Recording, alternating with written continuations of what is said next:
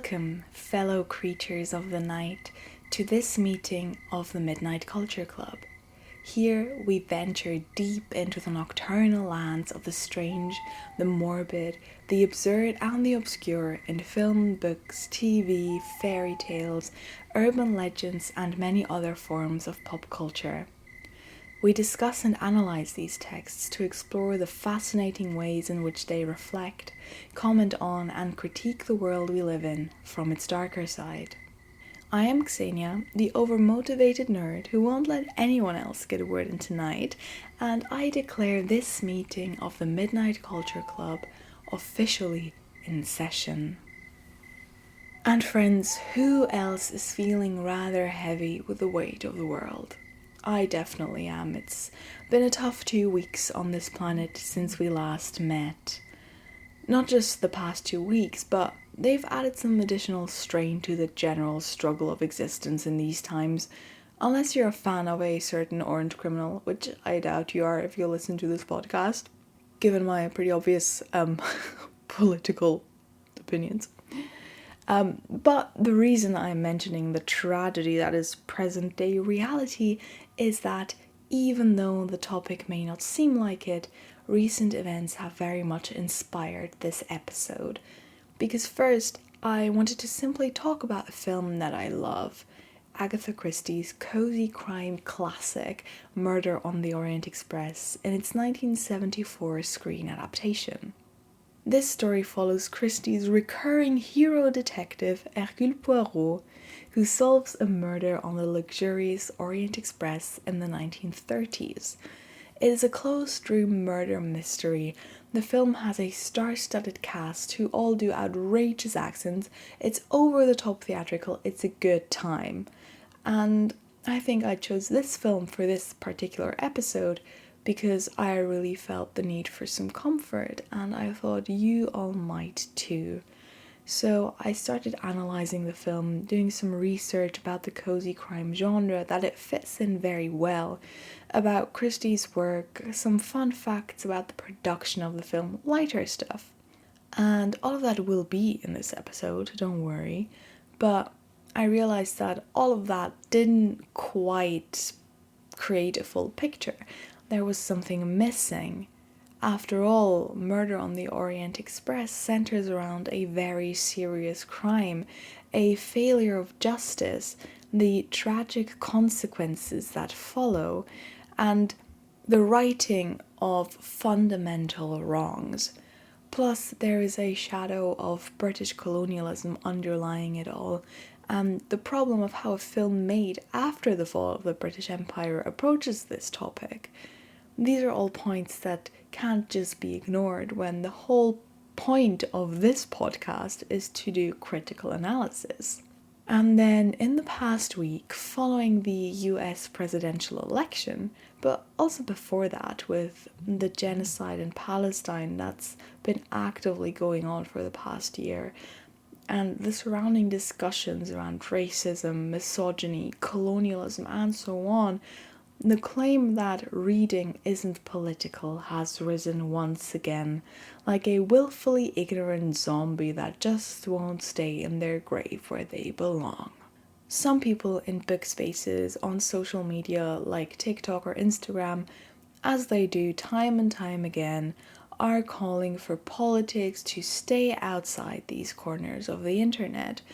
They say that Book Talk and Bookstagram are supposed to be safe and comforting spaces to discuss the escapist pastime of reading fiction, and I would expand that to watching films and TV shows because that's also reading fiction, only in a different format. These people call themselves apolitical readers, and like many others, I disagree with this notion of keeping book spaces apolitical. Not just that, I believe that apolitical reading is an impossibility. It is my opinion and the basis of literary criticism that all fiction and the engagement with it always has a political dimension, be it overt or covert, be it deliberate or not. And because tonight we are dealing with a genre and a text that is often seen as escapist, and that I also wanted to treat in an escapist fashion, I thought it would be good to take this opportunity to point out that even here, in cozy crime fiction, with an author like Agatha Christie, with a film that was largely received as light, nostalgic entertainment, even here there are political dimensions to the text. And you don't even have to look very far. In the Murder on the Orient Express film, we get a number of creative and stylistic choices, specific lines, characterizations that situate the film and its characters in the socio-political landscape of the fictional world they inhabit, and of course, in the real world in which the text was created. And I specifically want to show how a sensitivity for these political dimensions can be integrated into a joyful reception of a text. Paying attention to these elements doesn't mean that you can't have fun with a book or a film. It doesn't mean that you can't enjoy the nostalgia or the fun plot. It just means keeping a little critical light by your side and being ready to shine it on these elements that reflect the politics of the text and the world it was created in. Indeed, this little light might make it all the more interesting, and that's what I will be doing throughout this episode, alongside the cozy crime stuff, the nostalgia, the glam. We will encounter and discuss the political moments that are naturally occurring fibers in the very fabric of this film, as they are in any work of fiction.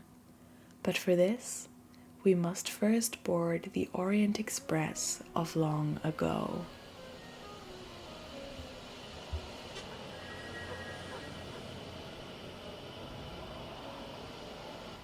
Our story begins on a winter night in Istanbul, sometime in the early 1930s.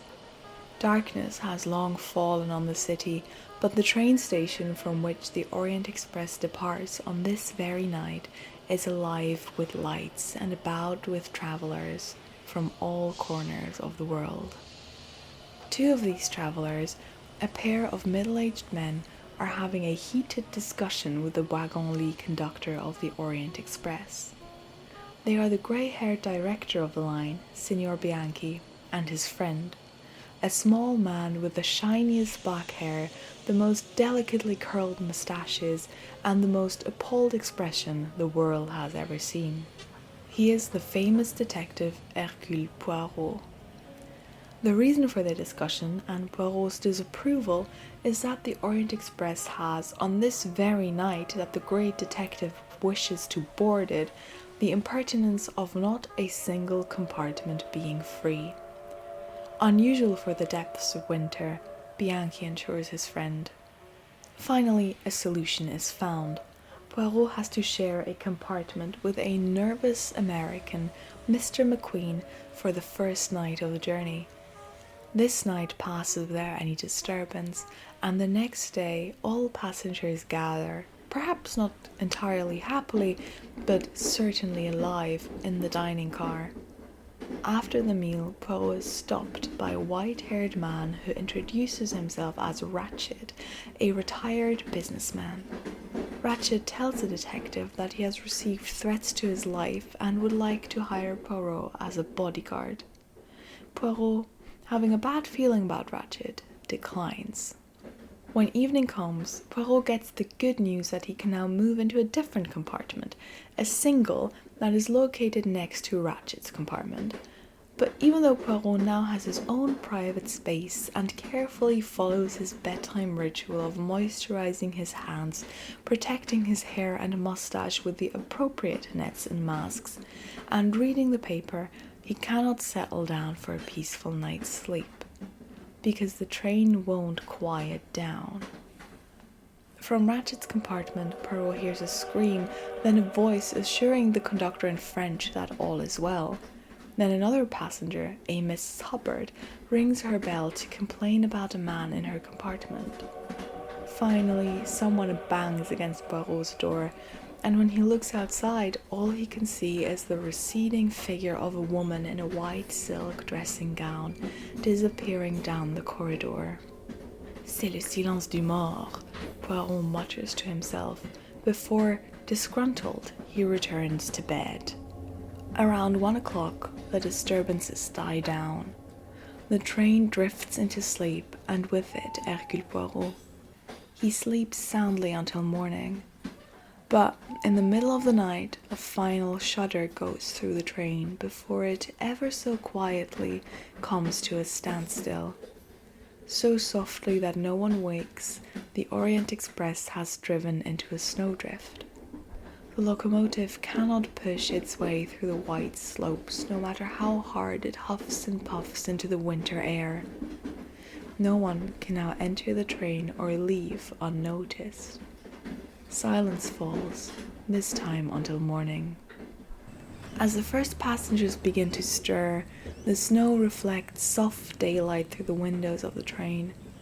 Ratchet's butler, Beddoes, is on the way to serve his employer an amber moon breakfast cocktail.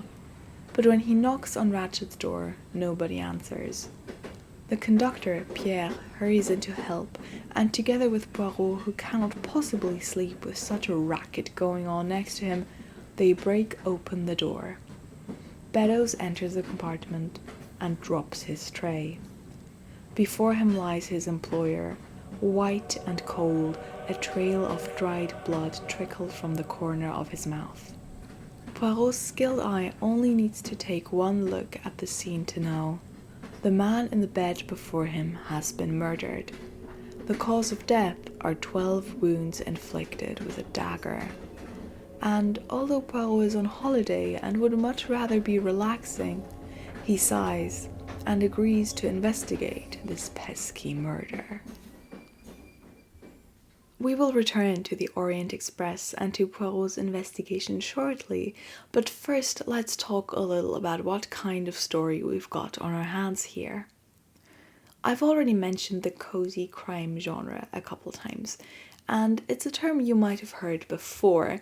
It's a pretty popular genre at the moment. Films like Knives Out and its sequel are part of the contemporary cozy crime canon, and so are Richard Osman's crime novels, to name some well-known examples. But cozy crime is not a new thing.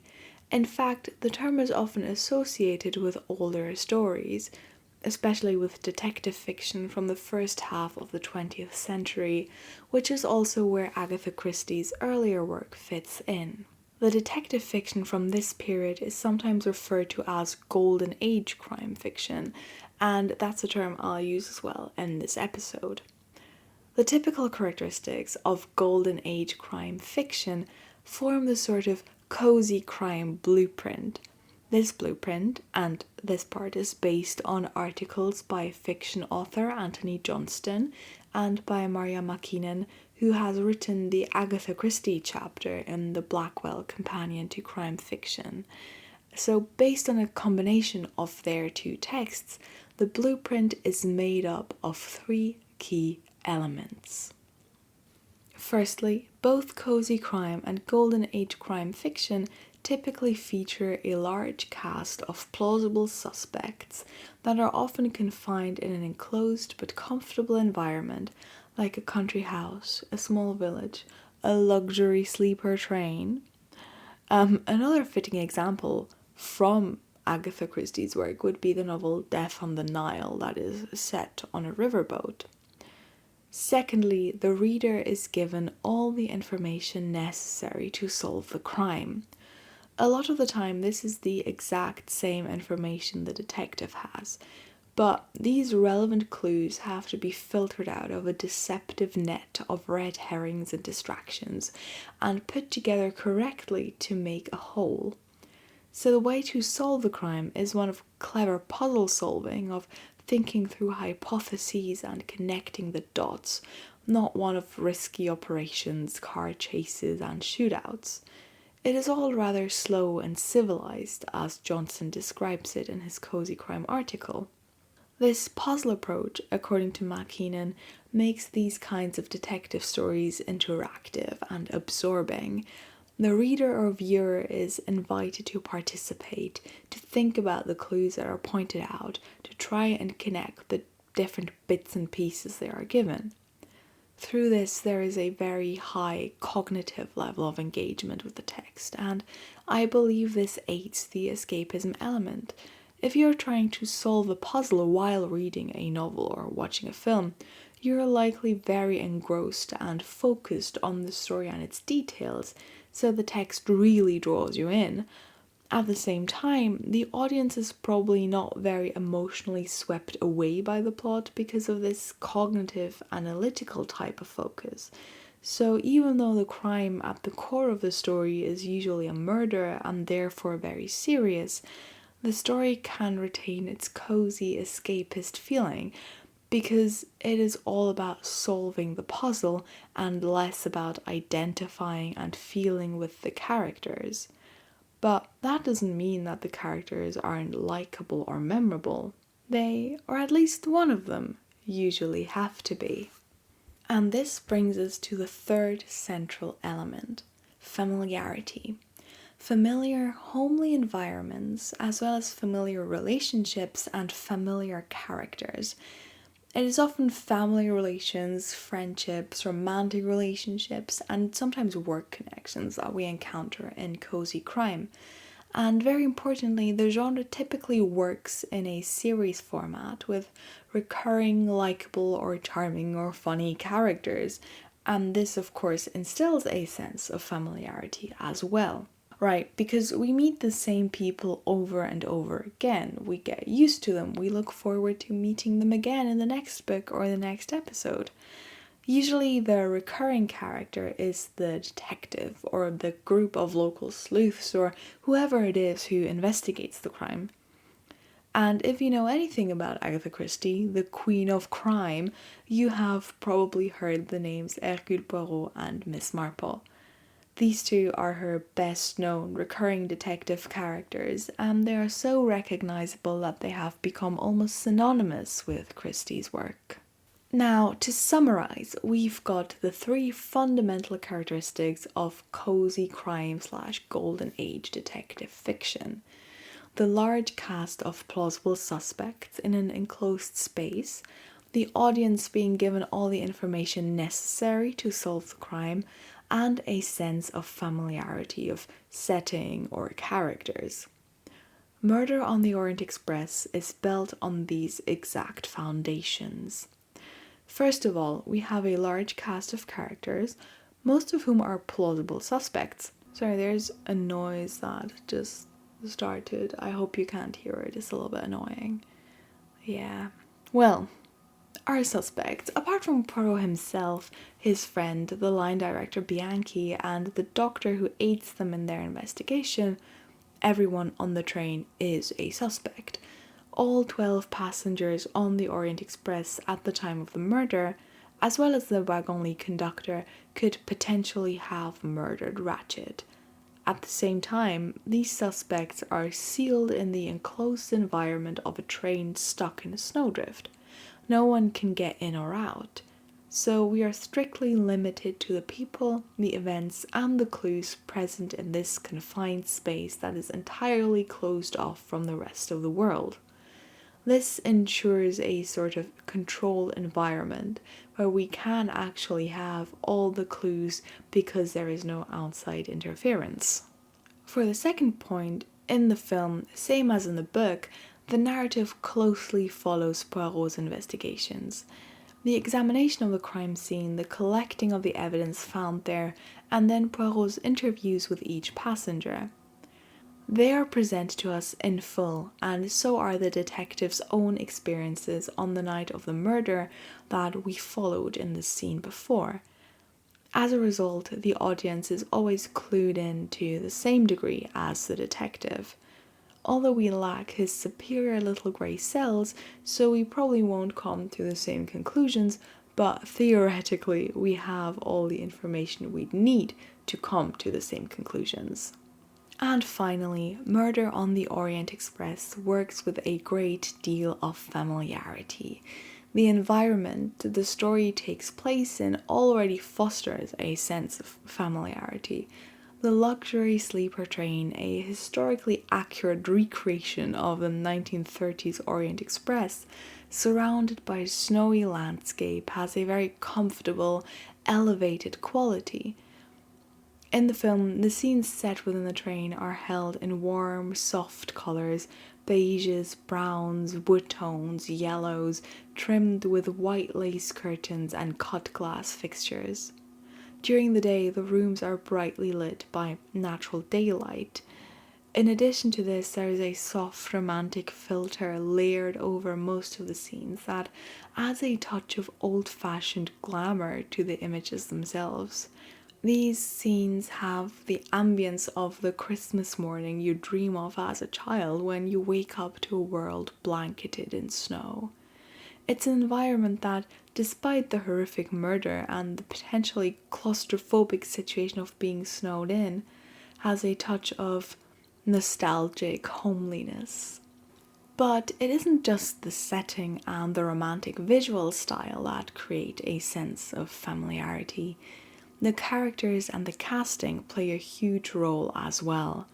I will be going into the significance of casting a bit later on in more detail after we've met the characters, but for now, what's important to note is that the 1974 Murder on the Orient Express features a prestigious cast full of familiar faces. Classic Hollywood stars like Lauren Bacall and Ingrid Bergman act in this film. So does Vanessa Redgrave, who'd been nominated for several Oscars in the previous years. In addition, the cast features the, at the time, freshly ex-James Bond Sean Connery, and my favourite perpetually nervous crime scene on-screen cleaner Anthony Perkins. No one nervously cleans an on-screen crime scene like he does. Poirot is played by Albert Finney, who I only know from this film, but he was pretty famous at the time as well, good for him. And these are just the most famous candidates out of the whole ensemble. These casting choices will inevitably lead to moments of recognition among audience members, in the same way that meeting a recurring character again, meeting these familiar faces among the actors aids a sense of familiarity. And as we'll see in a bit, in quite a few cases, their Orient Express characters reference the actors' best known earlier roles or their public image, creating even more links to what the audience already knows. And of course, we also need to talk about our returning hero, the detective, the great man himself, Hercule Poirot. He is an interesting one. Marja Makinen dedicates quite a bit of their Agatha Christie chapter to him because he is Christie's most prolific and most popular detective character. Poirot appears in 33 novels and 65 of her short stories, especially works published in the 1920s and 1930s, so during the Golden Age crime fiction era. Poirot is a bit of a comic figure. He is small, his egg-shaped head never goes unmentioned, he is disproportionately obsessed with his mustache, which in the film gets its own iconic sleeping mask, and overall he is a rather vain sort of fellow who cares greatly about his reputation. Moreover, Poirot is always preoccupied with what Makinen calls domestic detail. He notices the way people dress, he pays attention to whether fires are lit or the laundry has been delivered. He has a deep understanding of personal relationships. These areas of interest are rather atypical for a male detective character, which are often modelled after the extremely rational, cold and reckless Sherlock Holmes type, Makinen writes. In contrast, Poirot's traits and methods, the focus on the domestic detail, the emotional intelligence, are traditionally more associated with the feminine. And these feminine traits the other male characters in Poirot stories often chuckle about. They are admittedly rather funny at times. They do work for comic relief and a certain lightness in tone. One of the funniest details in the Murder on the Orient Express film, for example, comes from Poirot's meticulous and somewhat vain bedtime routine, where he moisturizes his hands, puts on a pair of white gloves, hums, plays air violin, and puts on his absolutely legendary sleeping mask for his mustache. It's a delight, but crucially, these exact same traits make Poirot a successful detective. They allow him to notice details that the police miss, to see through the social conventions that so Makinen, the characters use to masquerade themselves in, to hide their true intentions behind, because no one looks twice at a stereotypical person that they believe they have pinned down at a glance. But Poirot does look again. He can find cause and effect, motive and response in situations that seem random. His feminine coded traits give him a neatness and precision that is required to solve the complicated puzzle-like crimes he investigates. In this, Makinen concludes, Poirot is an innovative, progressive character. He introduces a modern masculinity into the texts he appears in, a non-traditional, sensitive, careful masculinity that at the end triumphs over the traditional hard-man masculinity of his companions that, by the time Poirot has long seen through the suspects, through the masks of convention that they wear, these men are still none the wiser.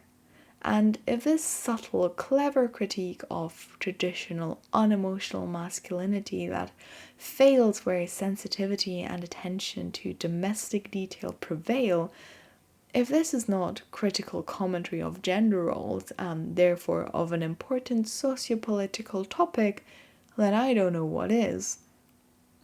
So now that we know our cozy crime stuff, our setting and our detective, it is time to meet the suspects. On the Orient Express during these fateful winter days in the 1930s, there are present, aside from Poirot, his friend Bianchi, a doctor, and the late Mr. Ratchet, 12 passengers and a wagon-lit conductor. All of them, and only them, have the opportunity to stab Mr. Ratchet in the dead of night. Before we can examine them and their potential motives, we need to know more about our victim, the man who is found dead in his bed the morning after the train drives into the snowdrift. He's an older American businessman who goes by the name Ratchet. That already tells us he's an unsavory character, because no one called Ratchet in a book or film has ever been a nice person. In case you still have any doubts about Ratchet's unsavory characterness, he also looks like a Republican presidential candidate, so the classic appearance of a criminal who gets away with absolutely anything, and to no one's surprise, a criminal who gets away with absolutely anything is exactly what he turns out to be. Because Mr. Ratchet, this man with his neatly combed white hair and his pinstriped suit, who likes to trade in antiques on the side, turns out not to be a respectable businessman at all. It doesn't take Poirot long to discover the man's true identity, thanks to a burnt piece of paper that he finds in the victim's room, and a bit of science trickery. Ratchet is in reality a mob boss, a big name in organized crime called Cassetti, and he is responsible for the kidnapping and murder of a little girl, Daisy Armstrong, whose name Poirot discovers on the burned piece of paper. Daisy was the daughter of a famous actress, Sonia Armstrong, and of a high-ranking officer in the British Army. The mother died shortly after when she suffered a miscarriage, and the father took his own life because of his grief. In addition, a young French maid who was falsely suspected to have helped the kidnappers died by suicide as well. It is now evident to Poirot that Cassetti's murder is somehow linked to this crime and the chain of tragedies that it set in motion. Now, Cassetti doesn't travel alone. With him he has his butler, an English ex-soldier called Beddoes. Beddoes is very polite, very reserved, very unobtrusive.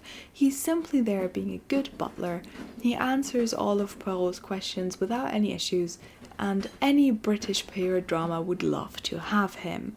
But Beddoes, surprisingly, makes the funniest joke in the whole film. Hey, what are you reading, Mr. Beddoes? Love's Captive by Mrs. Arabella Richardson. Is it about sex? No, it's about 10:30, Mr. Foscarelli. Cassetti also has a second person in his entourage, This is his secretary, Hector McQueen, who maybe I am slightly biased towards because he is the character portrayed by Anthony Perkins, and if you've listened to the second episode of this podcast, you know I really like Anthony Perkins. He's just so charmingly awkward, 'tis a delight to watch him. I'm also biased towards our boy Hector McQueen because when I was a child, and this is a bit off the rails, but when I was a child, we had an audiobook of Murder on the Orient Express that my sister and I were obsessed with and listened to dozens of times. And because I was a child, in my head, Hector McQueen somehow morphed into Lightning McQueen from Cars. So he's both Anthony Perkins and a charismatic race car. How much better can it get? But alas, Hector McQueen the secretary, he really doesn't like his boss, and he instantly tells Poirot that he doesn't like his boss, which is understandable because earlier on we saw Cassetti literally sending McQueen to bed without dinner. A grown man. Very rude. Now, Hector constantly looks like he's on the verge of a nervous breakdown. He's always fidgeting and biting his nails and flailing around, but this is not because he's upset about his employer's death. On the contrary, when Poirot tells McQueen that Ratchet was really Cassetti, he declares that under these circumstances the man deserved to be killed, and Hector reveals his own connection to the Armstrongs. Hector's father was the Armstrong family's lawyer, and little Hector met Sonia, the actress mother of Daisy, and developed some pretty serious mommy issues about her, even though he would have already been an adult at the time because the Armstrong case apparently only happened 5 years prior, but then they keep referring to him at the time as a boy, so somehow the timeline gets a bit muddled there. Let's not think about it too much. And then there's a strange bit where Poirot says that McQueen shouts for his mother in his sleep, and McQueen gets a bit angry and has a go at Poirot, like, tell me there's something wrong with me and that's why I never got married. It's a little wild. It's definitely not referencing a certain film that Mr. Anthony famously starred in, and it's also not at all a little bit fruity coded. But let us continue on to our next suspect. They're not all going to get a whole essay like this, don't worry. As I said, I'm biased. This next suspect is the wagon lit conductor, Pierre Michel, who has a pass key for every room, which would be a convenient thing for the killer to have. Not much is known about him, except that his middle name is Paul. He gives careful information about his observations on the night of the murder, and that his only daughter died, as he says, of scarlet fever. After Pierre Michel, Poirot speaks to Mrs. Hubbard. Mrs. Hubbard is a stunning American lady with perfectly curled hair and red lips, who wears a floor-length white fur coat on the platform when boarding the train, as we all do. She is loud, she is strong-willed, and she will not stop talking about herself or her 2 former husbands. Nobody on the train likes her, but I suspect that is because they all wish they were as iconic as she is. Mrs. Hubbard says she didn't know the Armstrong family, but she claims that she saw Cassetti's killer as he suddenly stood in her room in the middle of the night. It is also her who finds the murder weapon, a bloody dagger, in her makeup bag, suggesting that the killer must have placed it there when he appeared in her room after the crime. Another passenger is Greta Olsson. She is a Swedish missionary who works in Africa. We don't know which country, and she's absolutely terrified whenever we see her. The second character to be constantly on the verge of a nervous breakdown, but she's a little more on the depressed and possibly delusional side. Miss Greta doesn't really seem to know anything about the murder, but Poirot notices that she understands English much better than her own clumsy speech suggests she would. Next up, there are the Count and Countess Andreni, a glamorous young couple. The Count is a Hungarian diplomat, the Countess originally from a German family. They both state to have slept soundly, and only the Countess needed to take some pretty hard drugs in order to do so. Then there is the Russian Princess Dragomirov, who is an old woman with an unhinged accent, and she is also the original goth. Her makeup is pale as death, and she is dressed in mountains of black fabric. Notably, she was a close friend of Sonia Armstrong's mother, the actress Linda Arden, but she cannot remember anyone who worked in the Armstrong household. Curious indeed. The princess is always accompanied by her two terrified-looking little dogs that get chucked around like plushies, and her maid Hildegard Schmidt. Hildegard is very devoted to the princess, who she often calls a my princess, which is rather sweet. Maybe she's secretly in love with the princess, I don't know. Other than that, she doesn't really have much of a personality, but she's cute and apparently, as Poirot sniffs out, a good cook. And she can tell him the name of the French maid in the Armstrong household, Paulette. After this, Poirot speaks to Sean Connery, Colonel Arbuthnot.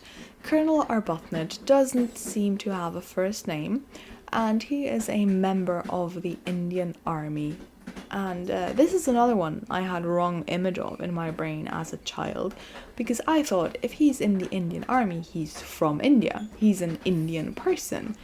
That's because I didn't know yet how colonialism works, but it turns out he's not Indian, he's a white Scottish guy, hence Sean Connery.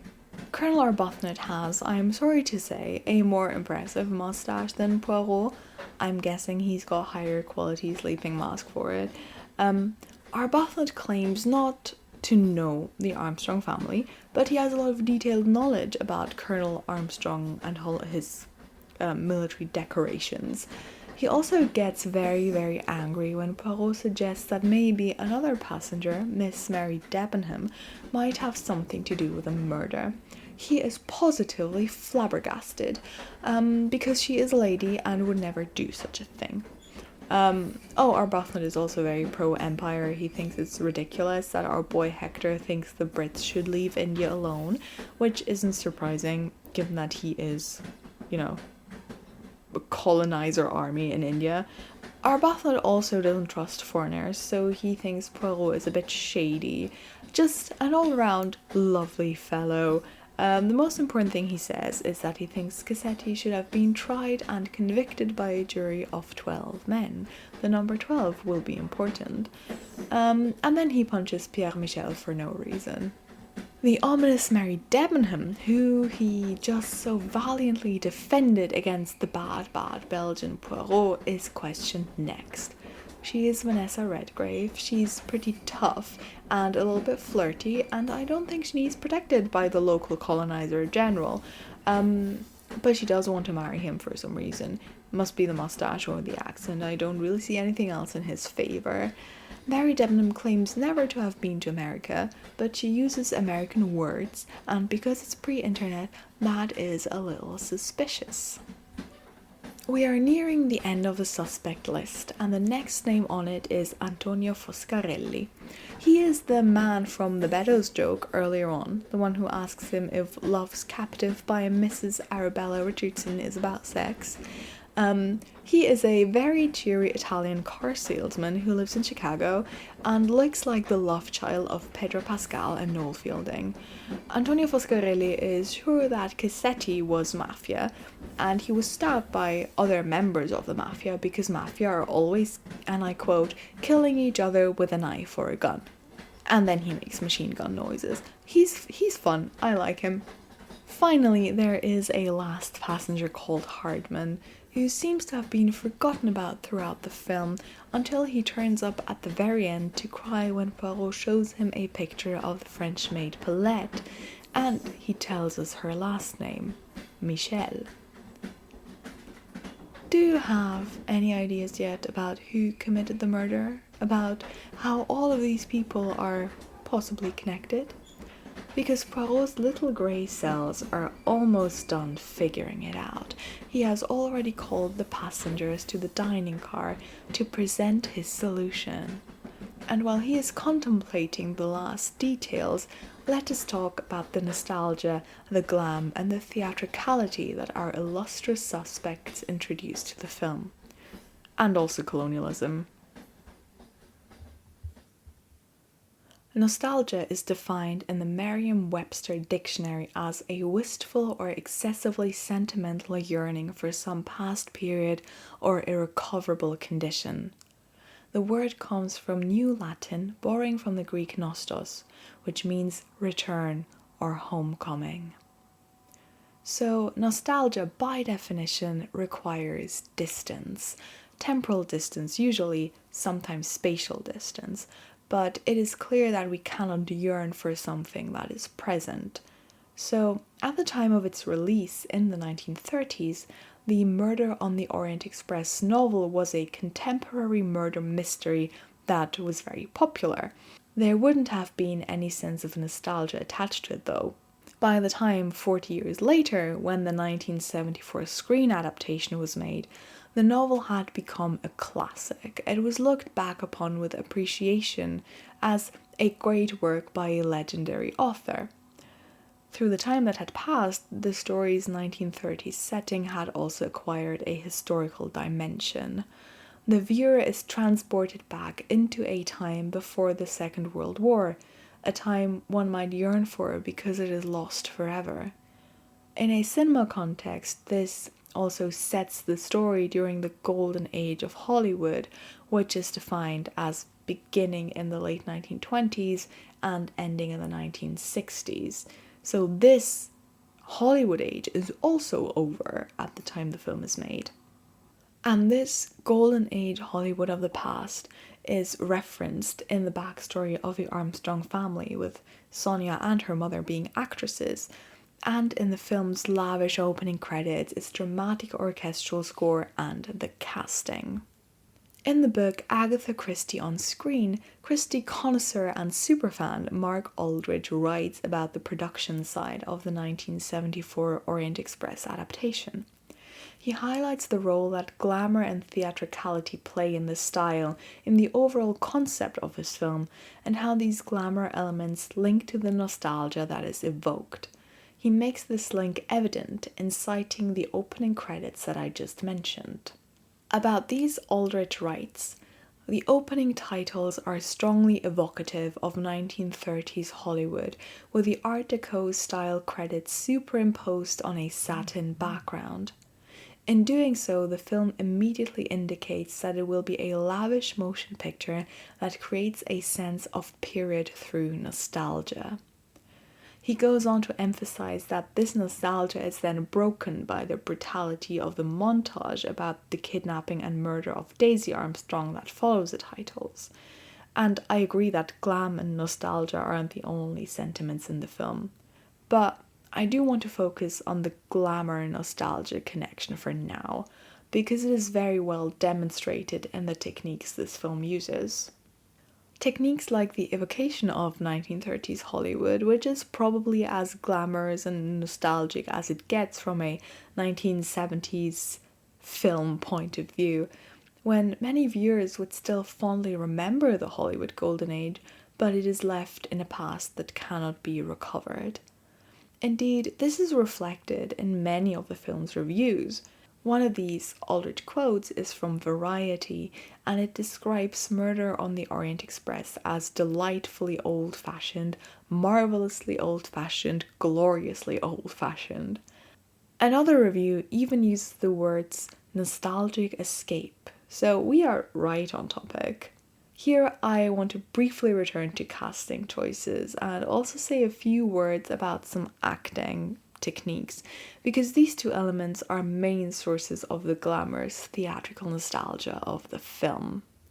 As I've mentioned earlier, the film's cast is studded with Hollywood stars, which supports the sense of familiarity that is important for Cosy Crime.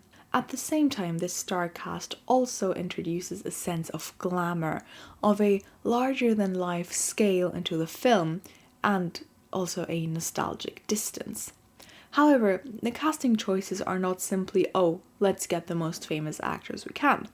There are very careful links that are established between the characters and the public personas, the best known roles of the actors portraying them.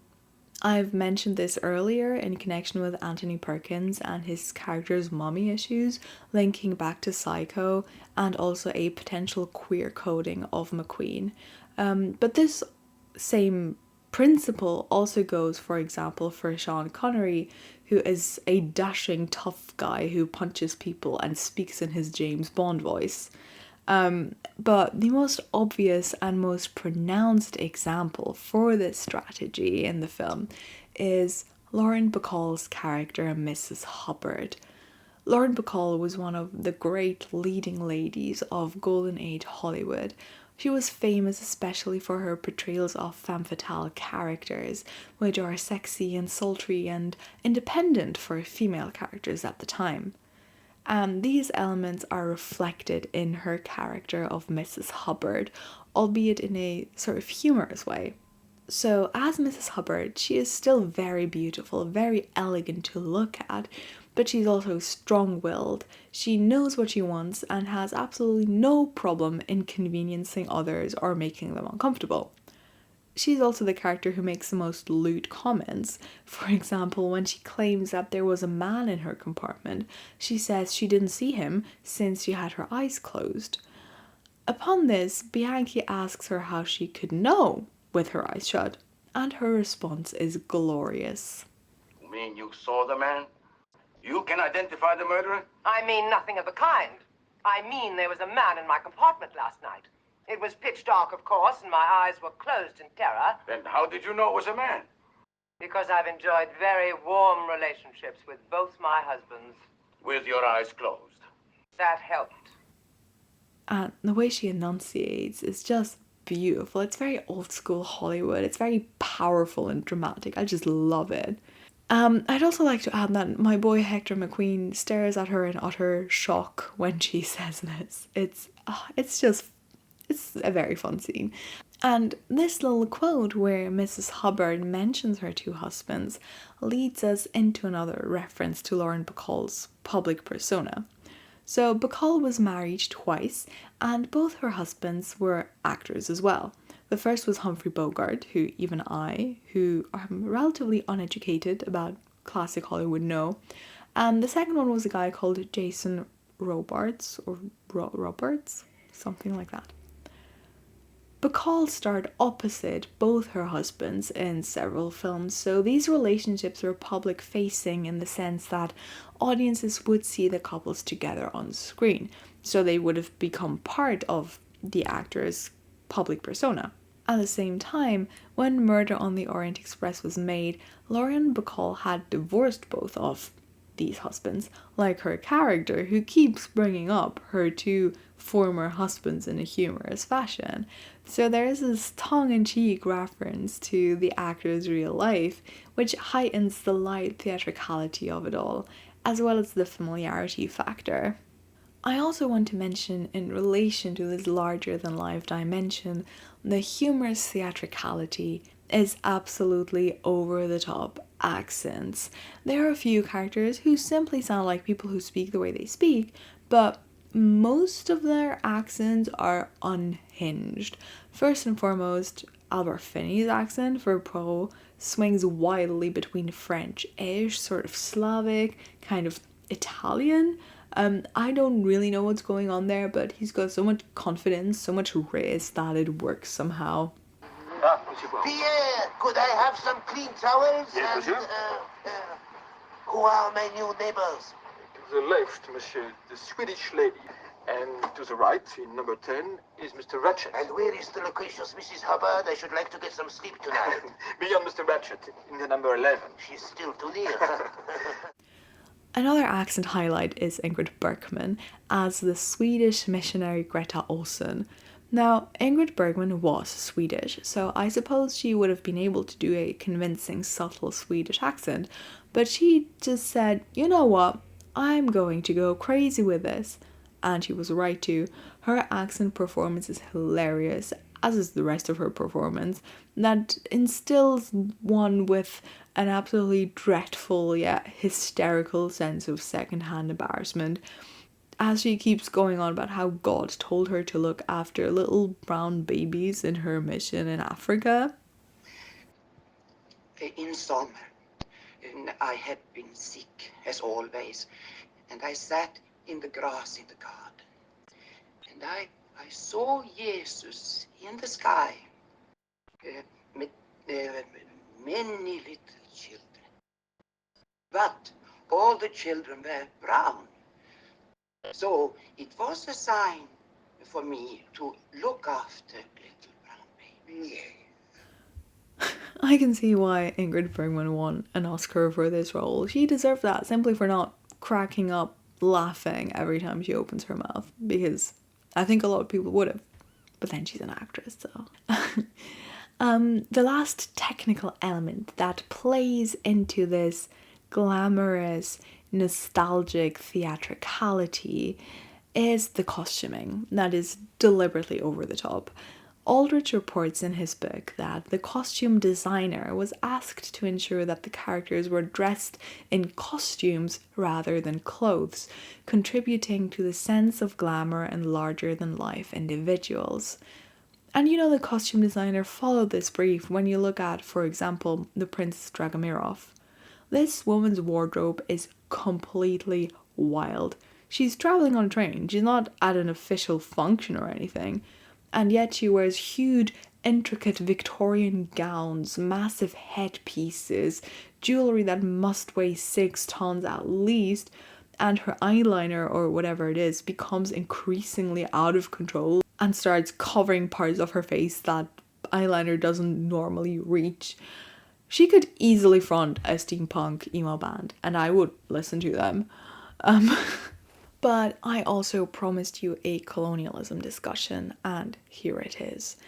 The underlying shadow of colonialism is, in my opinion, the most relevant political dimension of Murder on the Orient Express. The presence of the English Empire in particular is integral to the text. Without it, there would be no Colonel Armstrong, who was a member of the British Army stationed in India, Beddoes, who was an ex-soldier and used to be stationed in the colonies as well, wouldn't have gone there either. There would be no Colonel Arbuthnot in any Indian army. There probably wouldn't even be an Orient Express. It certainly wouldn't be called Orient Express. Now, the position that the text takes on the matter of colonialism is not that easy to read. Being an active member of the colonizing military clearly isn't a deal breaker in this film. Colonel Armstrong is portrayed as a brave and respectable man, tragically broken by the horrible things that happened to his family. Arbuthnot and Beddoes aren't exactly villains either. They are all actively engaged in enforcing a colonial order, and at the same time they are on the good side, so to speak.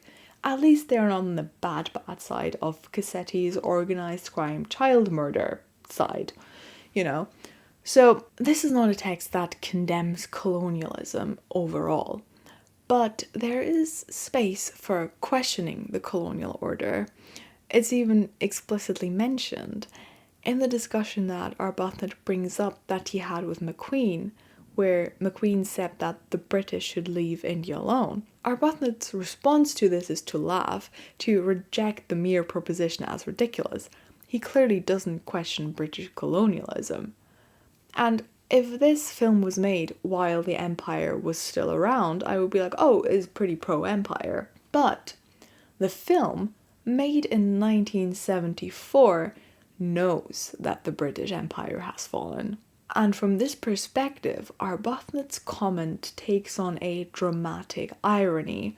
This means that the viewer knows something that the character doesn't know, and because of this, knows the character is wrong or doing something that'll have negative consequences for them. And this moment of dramatic irony is meaningful.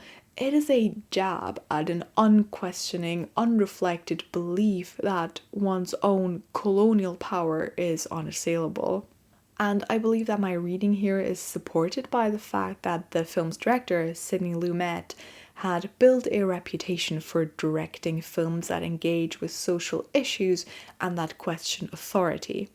Often these were class-based inequalities and legal injustices, so it seems apparent that Lumet was a director with a strong political sensibility, a certain anti-authoritarian tendency, And that is part of his work at large, and this shines through occasionally in Murder on the Orient Express as well, as it does in this little jab at the colonizers' false sense of security. It's time to gather in the Orient Express's dining car and see what Poirot has to say.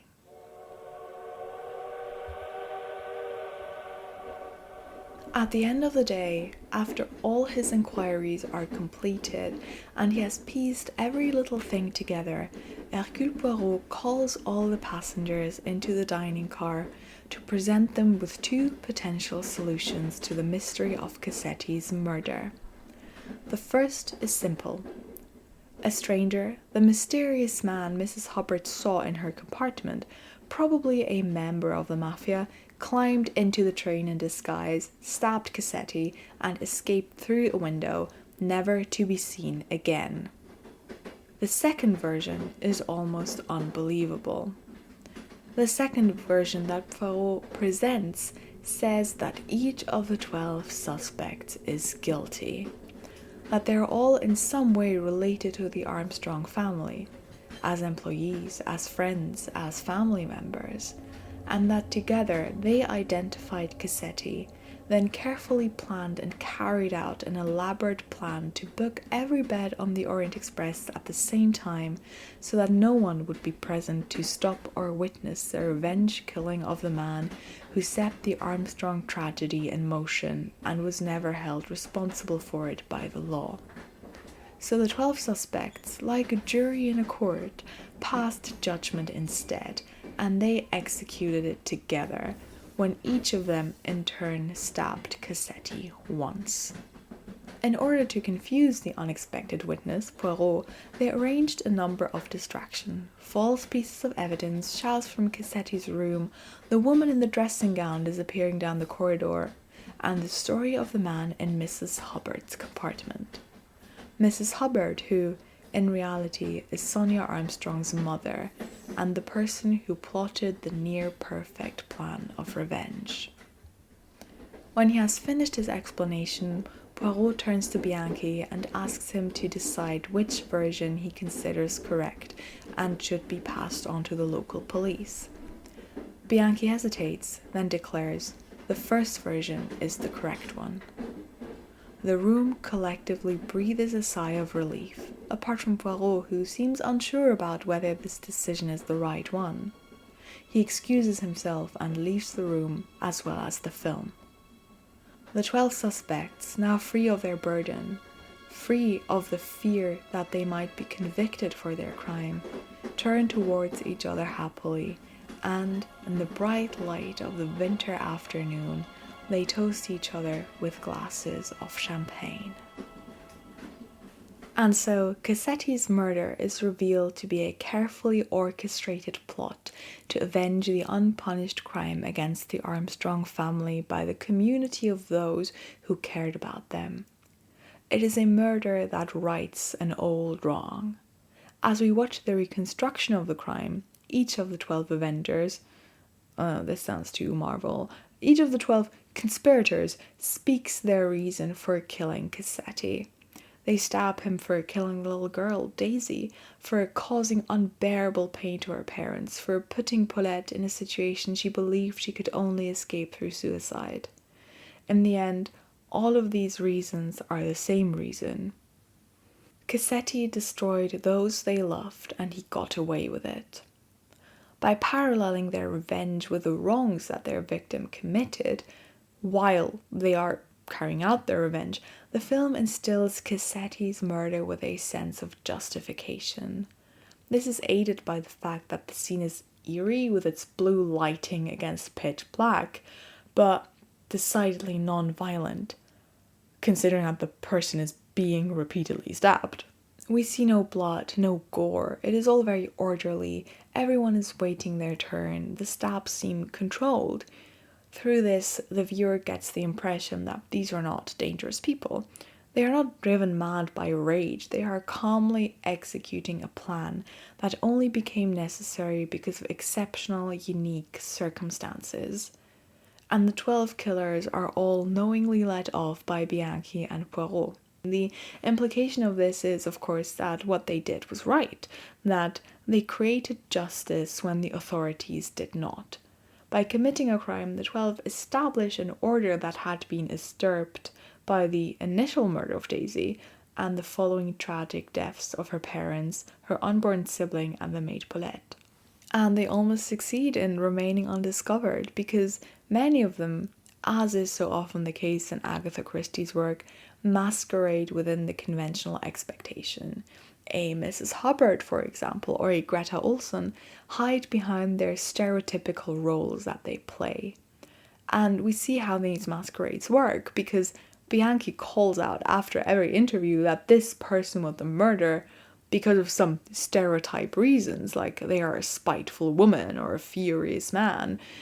This is what Makinen alludes to with her observation that I mentioned early on in this episode of Christie characters hiding within the conventional expectation.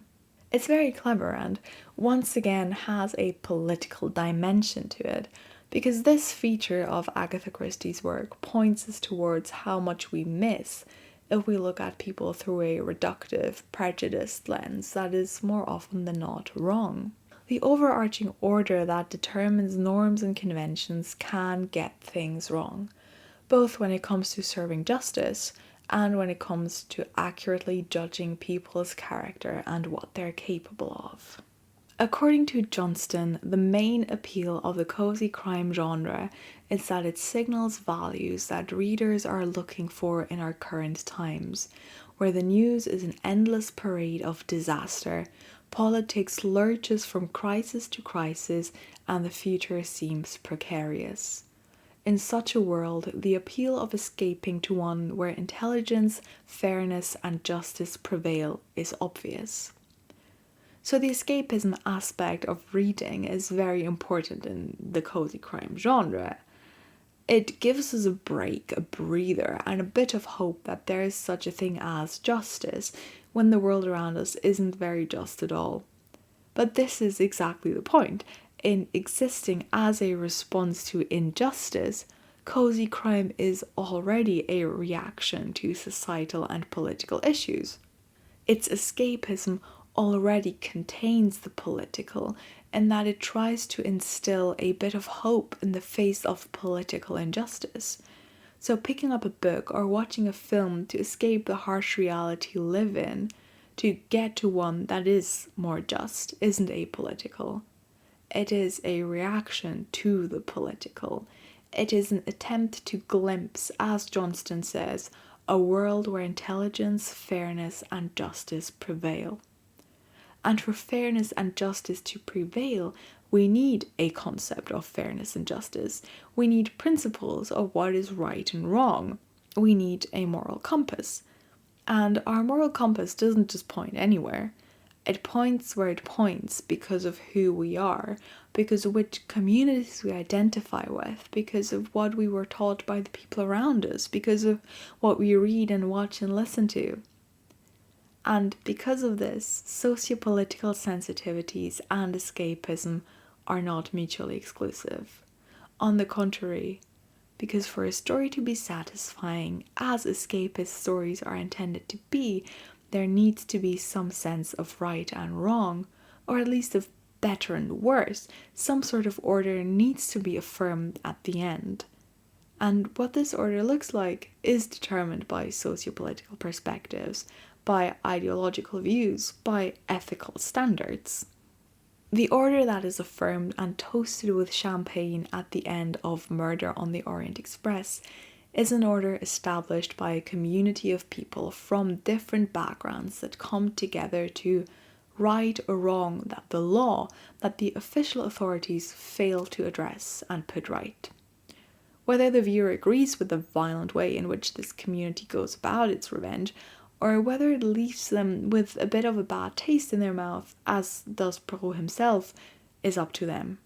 The film does allow space for individual judgments there, but what I would point out that the key political moment in Murder on the Orient Express is the admission that the authorities get things wrong sometimes. that the justice system is not always able to identify criminals and hold them responsible. And on top of that, the film ends with the decision to lie to the authorities about who killed Cassetti. So another instance in which the justice system and actual justice are not in balance, so to speak. And the cathartic, satisfying end consists in people fixing this imbalance. It's interesting. The director Sidney Lumet made a number of films, crime dramas, about failures of justice, about situations where the police or the courts fail to bring about justice. So, in a sense, even though this is not a gritty crime drama, but a warm, nostalgic murder mystery, Lumet's affinity for dealing with this topic is a perfect fit for Murder on the Orient Express. It is a critical look at crime and its consequences, and the result of justice not being served, dressed in a charming 1930s Hollywood frock. It is very clever. So, in conclusion, we can say that Murder on the Orient Express, both the novel and even more so Sidney Lumet's 1974 adaptation, is a great example of a text that seems apolitical and simply a good story on the face of it, but as soon as we turn on our little critical analysis light, there is much more to it. There is commentary on gender roles, on colonialism, and most centrally, the justice system and the nature of justice itself. And that doesn't mean it's not still cozy and fun and nostalgic. We can have both. Both is good. Both is great, actually. Both is the whole point of telling stories. And that is my verdict. Let me know what yours is about the discussion around reading being political or apolitical, about Poirot's mustache sleeping mask, or about which Agatha Christie adaptation is your favourite. You can let me know in the comments for this episode here on Spotify, or you can write to me on the podcast's Instagram page at Midnight Culture Club. Don't forget to follow the podcast and to leave a rating at the top of the show's page. These ratings are really helpful to get the podcast shown to more people, so it would be great if you could just rate it up there. What's also helpful is to recommend it to your 11 partners in crime or your favorite detective, but maybe not the colonizer army man. I doubt he'll enjoy it. One more thing. I'm going to be extremely busy with deadlines and exams for the next month, so I won't be able to produce 2 regular episodes that require research and a lot of scripting. But don't worry, you will still get some treats for your ears on the coming to upload Fridays, just not ones that require a lot of preparation. The format will be a bit different.